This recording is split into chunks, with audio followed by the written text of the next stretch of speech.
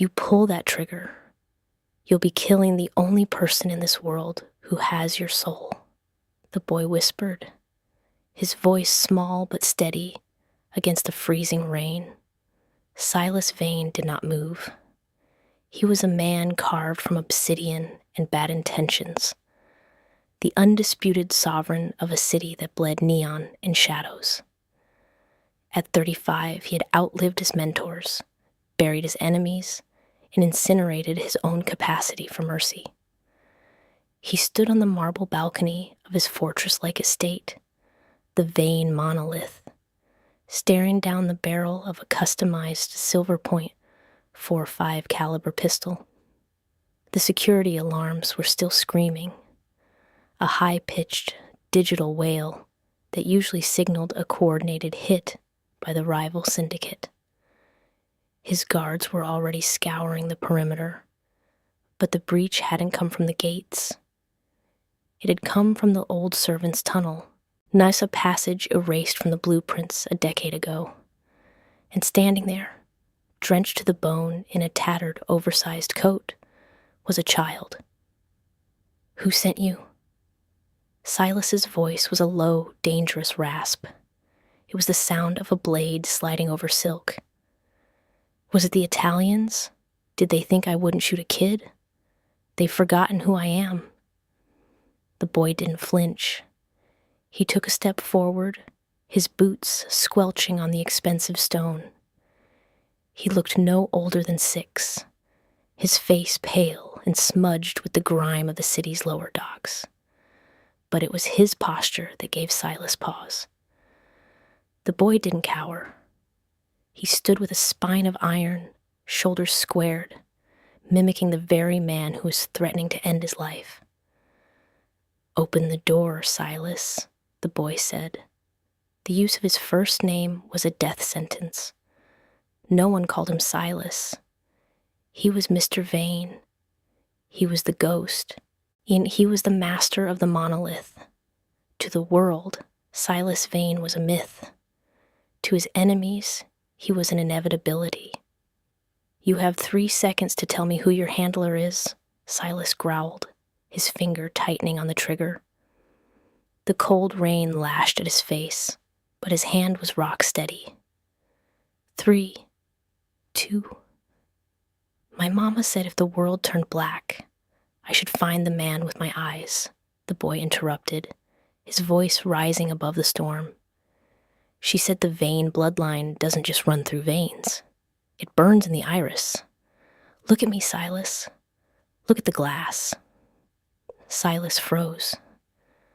A primal instinct, something buried under years of violence and calculated indifference, surged to the surface.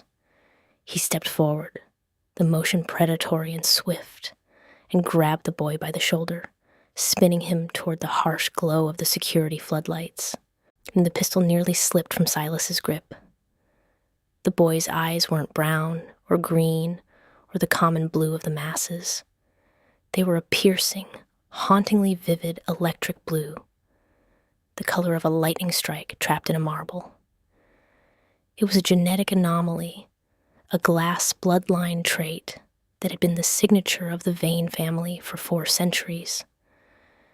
It was a trait Silas believed had died with him, since he was the last of his kin. "What is your name?" Silas whispered, the air leaving his lungs as if he'd been punched. "Arlo," the boy replied, shivering now that the adrenaline was fading. "And my mama, she said to tell you the clock has stopped." The world around Silas seemed to fracture. The clock has stopped. It wasn't just a phrase, it was a code. 7 years ago, in a life that felt like a previous incarnation, Silas had been a different man. He had been a man capable of love. Her name was Clara. She was the daughter of a rival house, a woman who saw the man behind the monster. They had planned to run, to leave the blood-soaked streets of the city for a life where their names meant nothing. The night they were supposed to meet at the clock tower, an explosion had leveled the block. Silas had watched the flames consume the stone, watched the hands of the great clock melt and fall. He had been told by his brother Julian that Clara had been used as bait, that she had betrayed him to lure him into a trap, and she had died in the blast she helped create. Silas had spent 7 years fueled by that hatred. He had built his empire on the ashes of that heartbreak. "Where is she?" Silas demanded, his voice trembling with a mixture of rage and terror. He gripped the boy's coat, pulling him closer. "Where is Clara?" "The shadow man took her," Arlo whispered, his eyes filling with tears that didn't fall. "He kept us in the dark, but the door was left unlocked tonight. She pushed me out. She told me to run until I saw the monolith.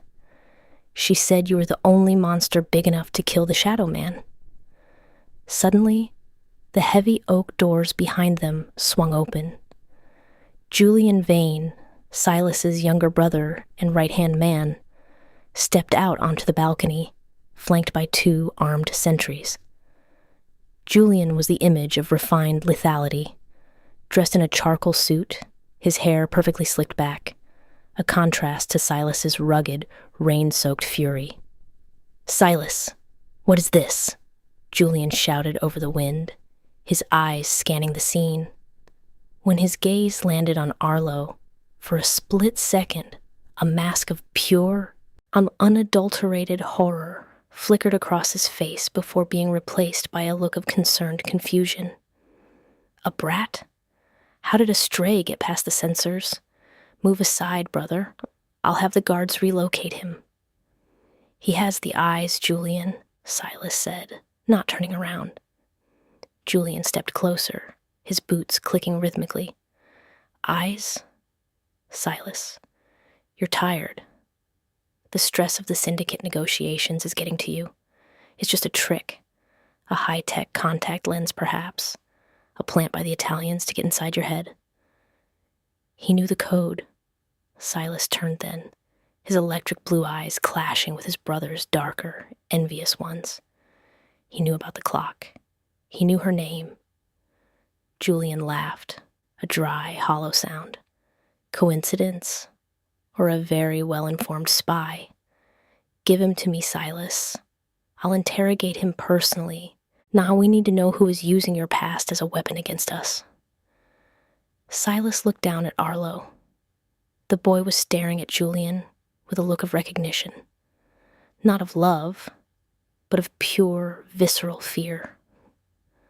Arlo shrank back, hiding behind Silas's heavy duster coat, his small hands gripping the leather. "No," Silas said firmly. He holstered his weapon. The Ghost King was gone. In his place was a man haunted by a ghost. He stays with me. If this is a trap, I'll spring it myself. If it's the truth...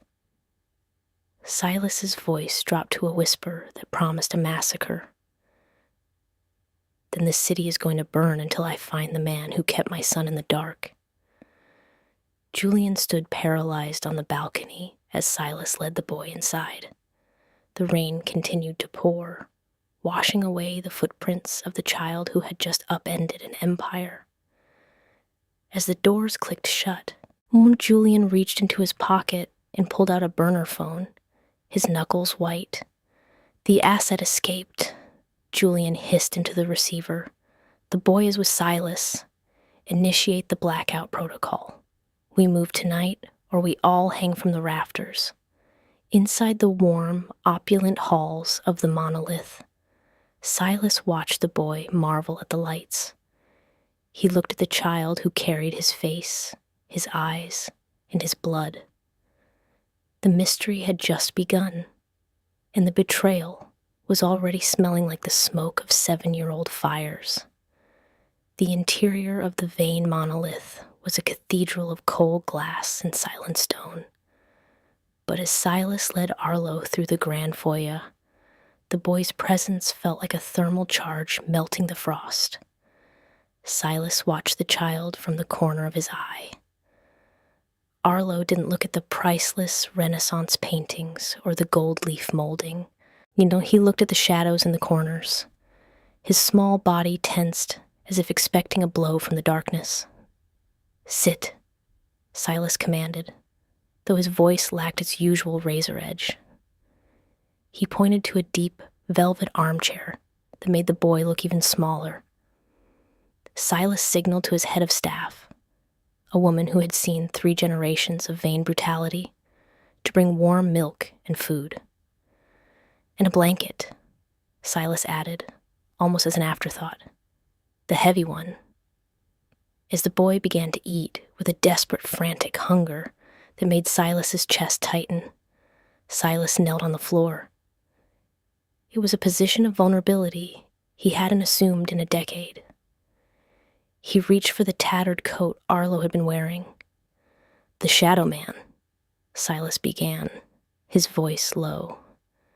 "Does he have a name, Arlo?" The boy stopped chewing, his electric blue eyes wide with a sudden, sharp terror. He shook his head vigorously. "Mummy said names are like hooks. If you say them, they pull you back. She only called him the Keeper." Silas felt a growl building in his throat. He reached into the oversized pocket of the coat and pulled out a small, leather-bound book. The cover was stained with salt water and what looked suspiciously like dried blood. It was Clara's diary. Opening the first page, Silas felt the world tilt. The handwriting was unmistakable. Elegant, looping scripts that used to decorate the love letters he had kept under his pillow as a young soldier. May 14th, 2019. The entry read, "The explosion was meant for Silas, but it took my freedom instead. I woke up in a room with no windows. He tells me Silas is dead. He tells me the vain empire is his now. I have to stay quiet. I have to stay hidden. She'd sorry for the life growing inside me. I will endure the silence." Silas's hand trembled. The date was 3 days after the great clock tower blast. He had spent those 3 days drinking himself into a stupor of grief, comforted by his brother Julian, who had sworn he saw Clara's body being loaded into an ambulance. "She's been in the city the whole time," Silas whispered, the realization hitting him like a physical blow. 7 years. She was less than 5 miles away, and I believed the lie. "She cried every night when the moon was high," Arlo said softly, his voice muffled by the blanket. "She told me stories about a king who lived in a tower of glass. She said the king lost his crown because he forgot how to look for the truth. Are you the king, Silas?" Silas looked at his son, the living, Mace breathing proof of a love he thought was a hallucination. "I am no king, Arlo. I am a man who has been blind." He turned the pages of the diary, his eyes scanning the frantic entries. The tone shifted from hope to despair, and then to a cold, calculated survival. The most recent entry was dated only 2 days ago. "Julian came again today," it read. "He smells of expensive cologne and betrayal." He looked at Arlo, and I saw the devil in his eyes. He said Silas is becoming unstable, that the syndicate wants a new leader. He told me if I don't give him the codes to the vain offshore accounts, he will dispose of the heir. I have to get Arlo out. The service tunnel under the old East Wing, it's our only hope. Silas's blood turned to liquid nitrogen. Julian. His own brother hadn't just lied about the death of his woman. He had kidnapped her. He had kept her as a prisoner, a trophy of his silent coup, while playing the role of the grieving, supportive brother. Every drink they shared, every funeral they attended together, Julian had been mocking him. A soft knock at the door shattered the silence. Julian stepped into the room, now holding a glass of amber liquid. He looked relaxed, his expression one of practiced empathy. "The boy asleep yet?" Julian asked, gesturing toward Arlo. "I've doubled the perimeter guard, Silas. If the Italians sent him, they might be waiting for a signal. We should move the kid to the safe house downtown. It's more secure." Silas didn't look up from the diary.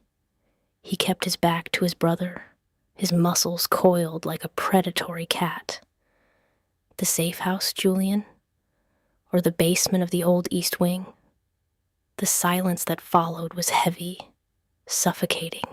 With the clink of ice against glass stopped abruptly. "I don't know what you're talking about, brother," Julian said, his voice dropping an octave, losing its warmth.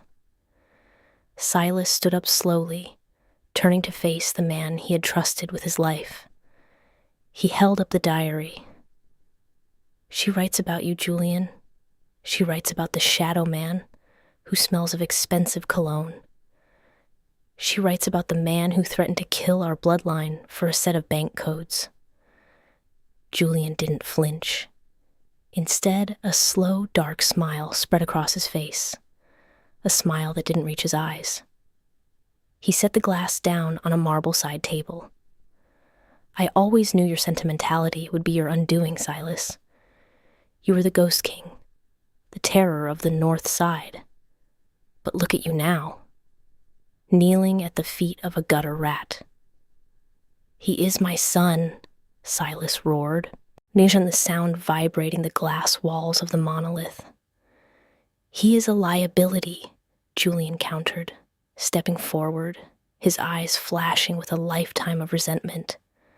"I saved you, Silas. I kept her away so you could build this empire. Without the distraction of love, you became a god. I did the heavy lifting. I managed the shadows while you sat on your throne and moped. I deserve this seat, not you, and certainly not that mistake in the chair." Arlo let out a small, whimpering cry, tucking his head under the blanket.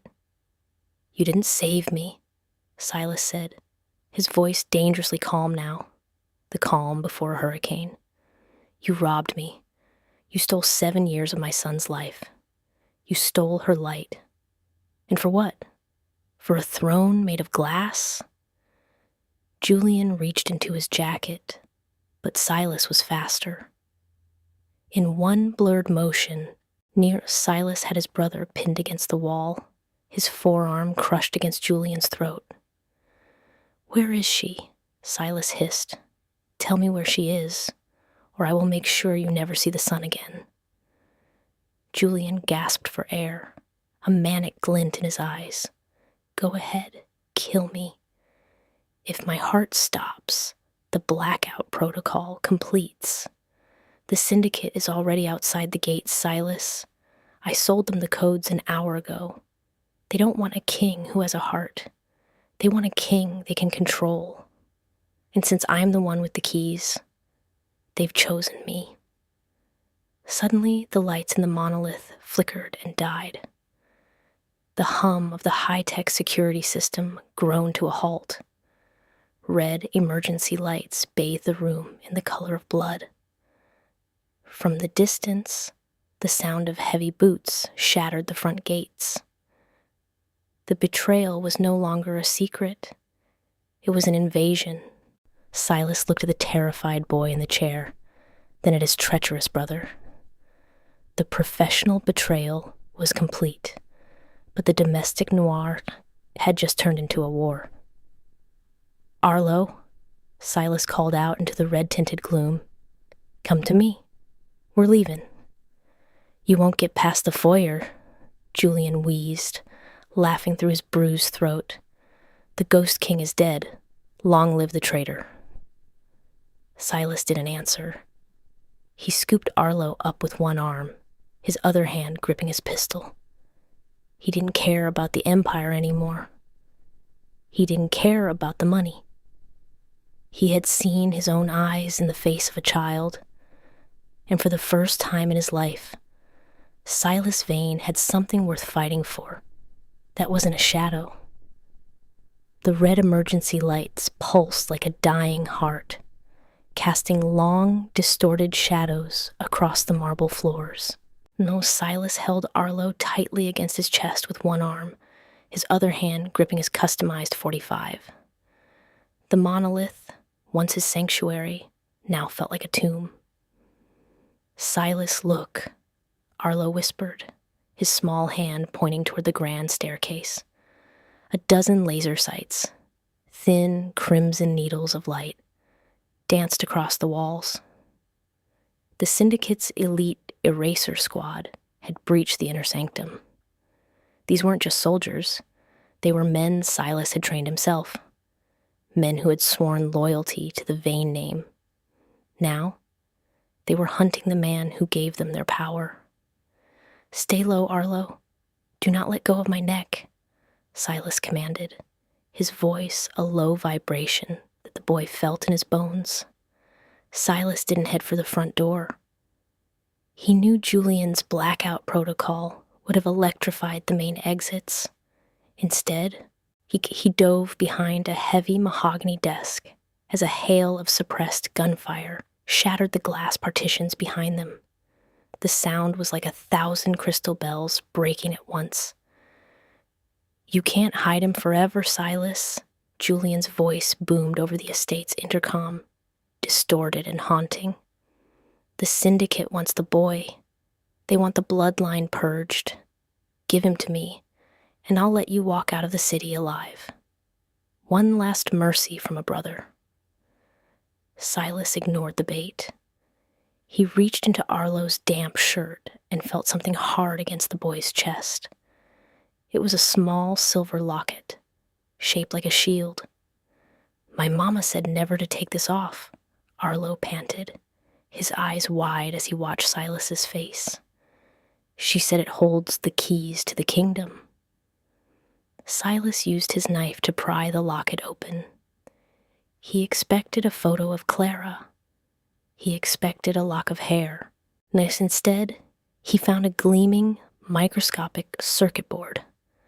A high-density encrypted microchip embedded in a layer of synthetic resin. This wasn't just a sentimental gift. It was a data vault. Silas pulled a handheld tactical scanner from his belt and ran it over the chip. The screen flickered to life, scrolling through thousands of lines of code. His breath hitched. These weren't bank codes. These were ledger entries. For 7 years, Silas had been sending millions of dollars into a widows and orphans fund, a secret pension for the families of his fallen soldiers. He thought he was doing one good thing in a life of sin. But the microchip revealed a sickening truth. The money had never reached the families. The chip showed a series of rerouted transactions, all ending in a private account held by a shell company called Shadow Glass Holdings. The owner of the company wasn't just Julian. The signatures on the digital transfers included the heads of the 3 rival syndicate families. The mid-twist hit Silas like a physical blow to the solar plexus. Julian hadn't just betrayed Silas for the throne. He had been selling Silas's own money back to his enemies to fund a war against him. He had used Silas's grief over Clara to keep him distracted while he built a global criminal alliance using Silas's own resources. It was never about the Vane Empire, Silas hissed, realization burning in his eyes. It was about a merger. Julian sold us out to become a middleman for the world's cartels. "Silas, are you okay?" Arlo's small voice broke through his rage. "I'm more than okay, Arlo," Silas said, his grip on his gun tightening until his knuckles turned white. "I finally know exactly who needs to die." Suddenly, the desk they were hiding behind was kicked over with a violent force. A massive man in tactical gear stood over them, his rifle leveled at Arlo's head. It was Victor, Silas's own head of security. "Sorry, boss," Victor grunted, his finger twitching on the trigger. "Julian pays in gold. You only pay in honor." "Honor is a debt you can't afford to skip, Victor," Silas replied. Before Victor could fire, Silas threw the heavy tactical scanner at the man's face. In the half-second of distraction, Silas lunged, driving his shoulder into Victor's gut. They crashed into a display case of ancient swords. Silas grabbed a ceremonial Persian dagger from the wreckage and with a roar of primal fury, drove it through the gap in Victor's body armor. The giant fell with a heavy thud, his blood staining the white marble. Arlo didn't scream. He watched with a haunting stillness, as if he had seen this dance of death many times before. He looked at the blood on Silas's hands, then back at Silas's eyes. "You're the monster," Arlo whispered, but he didn't sound afraid. He sounded relieved. "The big monster Mama talked about." "I am," Silas said, wiping the blade on his sleeve. "And tonight, the big monster is going to finish the Shadow Man." But as Silas stood up to find a way out, the intercom crackled again. This time, it wasn't Julian's voice. It was a woman's scream, muffled, desperate, and filled with a name Silas hadn't heard spoken aloud in 7 years. "Silas, run. Take Arlo and run. It's a trap. Yeah, the monolith is rigged to..." The audio cut out with a violent burst of static. "Mama," Arlo cried out, lunging toward the speakers. Silas caught the boy midair. His heart, which he thought had been turned to stone, shattered. Clara was alive. She was in the building, and Julian was using her as the ultimate lure. The betrayal had just deepened. Julian wasn't just letting the syndicate in. He was planning to bury Silas, Clara, and Arlo in the same tomb, making it look like a tragic family murder-suicide so he could inherit the Vane legacy without any loose ends. "Listen to me, Arlo," Silas said, kneeling so he was eye level with the boy. "The Shadow Man thinks he's won. He thinks I'm the same man I was an hour ago. But he forgot one thing." "What?" Arlo asked, wiping a tear with a grimy hand. "He forgot that a Vane with something to lose is the most dangerous thing on this earth." Silas stood up, tucked the microchip, the evidence of the syndicate's corruption, into his boot, and picked up the Victor's assault rifle. The Ghost King was gone. The father had arrived, and he was going to burn his kingdom to the ground to save his soul. The air in the grand hallway tasted of ozone and expensive gunpowder. Silas didn't run like a man escaping. He moved like a storm system, reclaiming its territory. With Arlo shielded behind a structural pillar of reinforced titanium, Silas systematically dismantled the first wave of Julian's eraser squad. Each shot from his captured rifle was a clinical punctuation mark to a life of sin. But as the last mercenary fell, the mansion's internal screens flickered to life. Every television, every security monitor, and every digital portrait in the monolith synchronized. A grainy, high-definition feed appeared. It was a sterile, white-tiled room, an old medical wing in the sub-basement Silas hadn't visited since his father's death. In the center of the frame, strapped to a surgical chair, was Clara. She looked like a ghost of the woman he had loved. Her skin was translucent, her hair matted, but her eyes, those defiant emerald eyes, were fixed on the camera. Standing behind her, his hand resting possessively on her shoulder, was Julian. "Look at her, Silas," Julian's voice echoed through the hallway's hidden speakers, dripping with a sickening, oily intimacy. 7 years I kept her. 7 years I tried to make her see that you were a blunt instrument, a caveman with a crown. I gave her everything, books, music, the finest silks, and all she did was whisper your name in her sleep.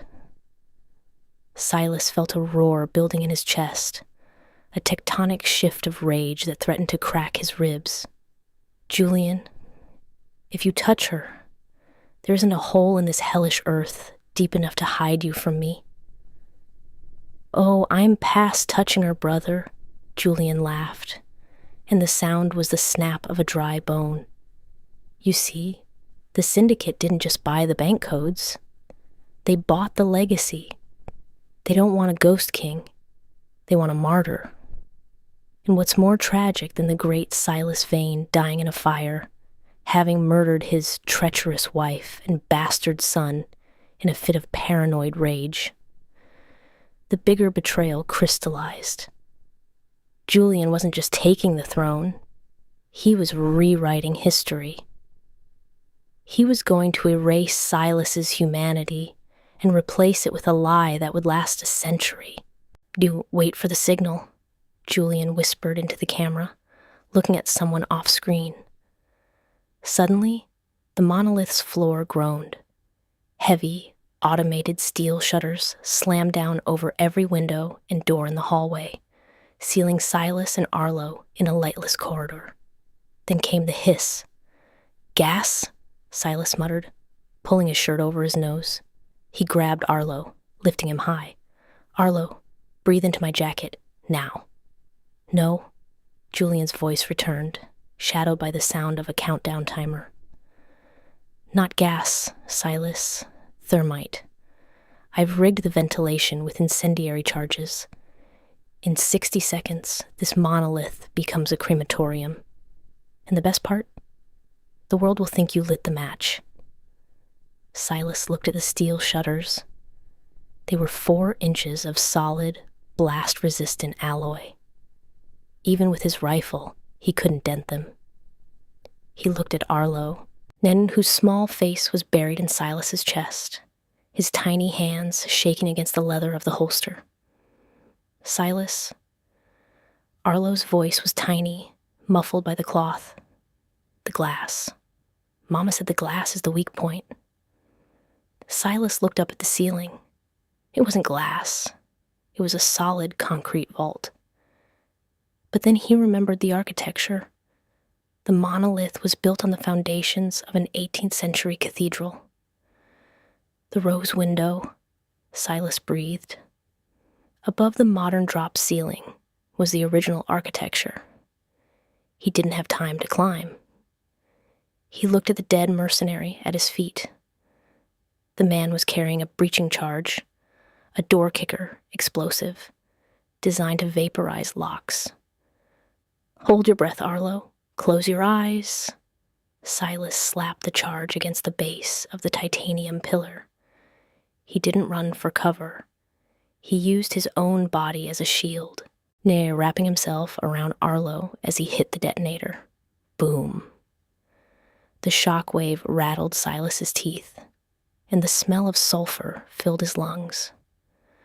The pillar didn't fall, but the vibration shattered the structural integrity of the modern ceiling. Massive panels of acoustic tile and metal railing rained down. Through the dust, Silas saw it, a sliver of moonlight hitting an ancient, stained glass circle 40 feet above them. But the countdown was at 10 seconds. The vents began to glow a dull, angry orange. The heat rose instantly, the air shimmering as the thermite pre-ignited. Jump on my back, Arlo. Hold on like your life depends on it. Because it does. Silas didn't use the stairs. He grabbed a fallen electrical conduit cable, testing its weight. With the strength of a man who had already accepted his own death, he swung himself toward a decorative ledge, his fingers screaming as they caught the cold stone. The heat behind him blossomed into a roar. The hallway erupted in a localized sun, a wall of white-hot fire chasing them up the wall. He reached the rose window just as the glass began to crack from the heat below. With a final, desperate lunge, Silas kicked the ancient glass. They burst through into the rainy night, just as a column of fire shot out of the window like a dragon's breath. They tumbled onto the sloped roof, sliding toward the edge of the 60-story drop. Silas slammed his knife into the lead roofing, his arm nearly popping out of its socket as he caught their weight. Below them, the monolith was a chimney of flame. He looked down at his hands. They were charred, the skin peeling. He looked at Arlo. The boy was singed but alive. You see his electric blue eyes reflecting the inferno. "You're okay," Silas gasped, coughing up black soot. "You're okay." "The Shadow Man is still in there." Arlo pointed down toward the medical wing, which was shielded by a separate fire suppression system. "He has Mama."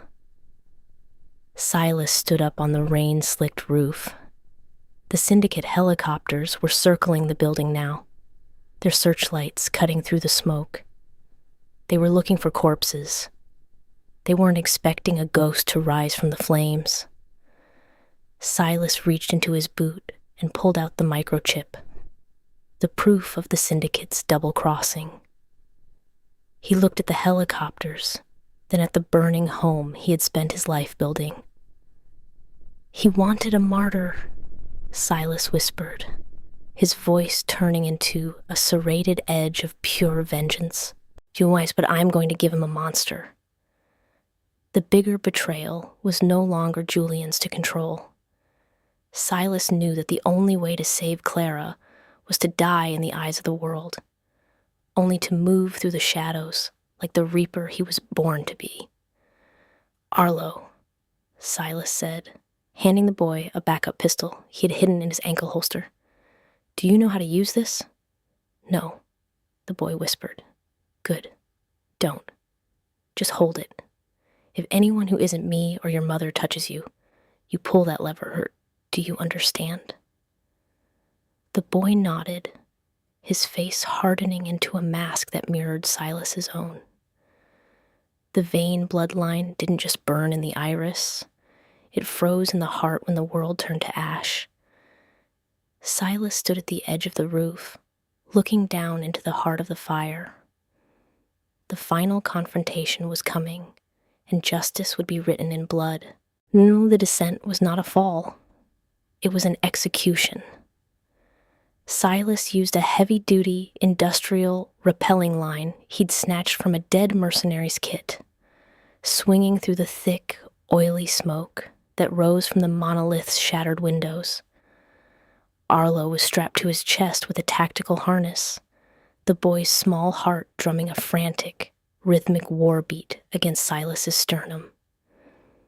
They smashed through the reinforced glass of the sub-basement medical wing, a floor that remained eerily cold and silent while the rest of the skyscraper turned into a funeral pyre. Silas hit the floor in a tactical roll, his boots crunching on glass. He didn't wait for the dust to settle. He rose, his rifle already spitting lead into the 2 Syndicate guards stationed at the door. They dropped before they could even register the ghost in their midst. "Clara!" Silas's roar echoed through the sterile, white-tiled corridors. He kicked open the heavy, lead-lined door of the surgery theater. The smell of antiseptic and old blood hit him. In the center of the room, Julian stood behind Clara, a jagged scalpel pressed against the delicate vein of her throat. He looked haggard, his expensive suit scorched, his eyes dancing with the frantic light of a man who knew his empire was collapsing. "Don't move, Silas," Julian screamed, his voice cracking. "I'll do it. I'll end the vein line right here. I'll take her to the grave with me." Clara's eyes met Silas's. For 7 years, He had lived with the memory of her scream. Now, seeing her alive, tethered to a chair by the brother he had loved, something in Silas snapped. The Ghost King didn't just die. He was replaced by something much older and much more dangerous.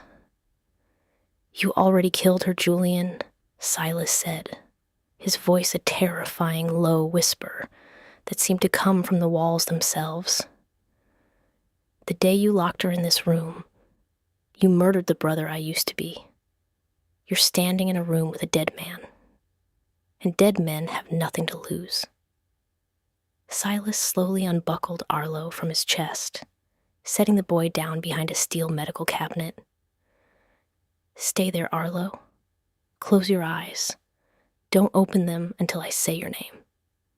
"Silas, please," Clara gasped, the blade nicking her skin, a single bead of crimson blooming on her neck. "He's lost his mind. He's triggered the self-destruct for the servers. He's going to erase everything." "Let him," Silas said, stepping forward. He dropped his rifle. He dropped his pistol. He stood unarmed, in his charred hands open at his sides. "The Syndicate is already dead, Julian. I sent the contents of the microchip to every major news outlet and the Interpol Black site 5 minutes ago. Your shadow glass holdings are being seized as we speak. You didn't just lose the monolith. You lost the world." Julian's face went pale. The manic grin faded, replaced by a hollow, sucking vacuum of despair. You burned it all? You destroyed the legacy for this?" He gestured wildly at Clara and the boy. "The legacy was a lie you told me to keep me in a cage," Silas growled. This is the only truth I have left." In that moment of Julian's hesitation, Clara didn't wait. She slammed her head back into Julian's nose, the crunch of bone echoing in the silent room. Julian stumbled back, howling in pain. Silas moved like a lightning strike. He was across the room in 3 strides, his fist connecting with Julian's jaw, with a force that sent the younger brother crashing into a rack of glass vials. Chemicals shattered, hissing on the floor. Silas didn't stop. He pinned Julian to the tiled wall, his hands, the hands that had built a criminal empire, now wrapped around his brother's throat. "I should kill you," Silas hissed, his electric blue eyes inches from Julian's. "I should watch the light leave your eyes the way you watched the light leave mine for 7 years. "Do it," Julian wheezed, a bloody smile on his lips. "Prove I was right. Prove you're just a killer, Silas. Finish it." Silas's grip tightened. He saw the years of loneliness, the nights of mourning a living woman, the childhood his son spent in a basement. The rage was a tidal wave, begging to break. Then a small hand touched Silas's lower back. "Silas, don't." Arlo was standing there. He hadn't kept his eyes closed. He was looking at his father, and for the first time, Silas saw something in those blue eyes that wasn't fear or trauma. It was hope. "If you kill the Shadow Man," Arlo whispered, "you'll have his blood on your hands when you hug me. Don't bring him home with us." The silence in the room was absolute. The roar of the fire above seemed miles away.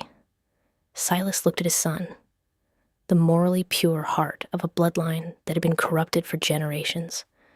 This was the redemption, not the survival, not the victory, but the choice. Silas exhaled, a long, shaky breath that carried 7 years of poison out of his lungs. He released Julian. The traitor slumped to the floor, coughing and gasping, broken in spirit and body. "He isn't worth the stain, Arlo," Silas said, his voice thick with emotion. Silas turned to Clara. He sliced her zip-tie restraints with a single flick of a discarded blade. As she stood up trembling, Silas caught her. They held each other in the wreckage of a nightmare, the heat of the fire above finally reaching the basement. "We have to go," Clara whispered into his neck. "The syndicate, they'll be coming to clean up the mess." "Let them come," Silas said, pulling Arlo into the embrace. "They won't find us. Silas Vane died in that fire. The Ghost King is gone." As they made their way toward the hidden service tunnel, the same one Arlo had used to escape, Silas looked back at Julian one last time. His brother was curled in a fetal position amidst the shattered glass and spilled chemicals, a king of nothing. Silas didn't feel hatred. He felt nothing at all. He turned his back on the darkness and followed the light of his son's eyes toward a world where the clock had finally started ticking again. The salt air of the Mediterranean coast was a sharp, clean contrast to the metallic tang of the monolith's blood-soaked halls. Here, the only alarms were the cries of gulls and the rhythmic, peaceful heartbeat of the tide against the cliffs. 10 years later, Silas sat on the weathered wooden porch of a whitewashed villa, a glass of dark red wine resting untouched on the table beside him. His hands, once charred and scarred from the thermite fires of his past life, were now calloused from soil and vine. He was no longer the Ghost King. To the local villagers, he was simply David, a quiet, hard-working man who had moved to the coast a decade ago to start a vineyard. The world still whispered about the Vane massacre. The official records stated that Silas Vane, his treacherous brother Julian, and the mysterious hostages had all perished when the monolith collapsed into a pillar of fire. The syndicate had been dismantled in the aftermath, torn apart by the very evidence Silas had leaked from Arlo's microchip. The Vane Empire was a ghost story told to frighten young gangsters, a cautionary tale of what happens when a man's house is built on a foundation of lies. "He's late for dinner again," a voice drifted from the doorway. Silas turned, a genuine smile, one that reached his eyes, softening his rugged features. Clara stood there, looking more radiant than he had ever dreamed possible during those 7 years of darkness. Her hair was caught in the breeze, and the haunted look in her emerald eyes had long since been replaced by the quiet confidence of a woman who was finally safe. "He's 16, Clara," Silas said, his voice now a warm baritone instead of a serrated blade. "At that age, the ocean is a bigger draw than a home-cooked meal." As if on cue, a figure appeared on the horizon, jogging up the sandy path from the beach. Arlo had grown tall, with the broad shoulders of his father and the graceful gait of his mother. But it was his face that stopped Silas's heart every single time he looked at him. Arlo's electric blue eyes scanned the porch, lighting up when he saw his parents. He wasn't carrying a pistol or a hidden blade. Yet he was carrying a surfboard and a stack of books for his upcoming university entrance exams. He was the Vane legacy that Silas had truly fought for. A version of himself that was allowed to be soft, allowed to be brilliant, and allowed to be free. "Sorry, Dad," Arlo panted, leaning his board against the railing. The swell was too good to leave. "I lost track of time."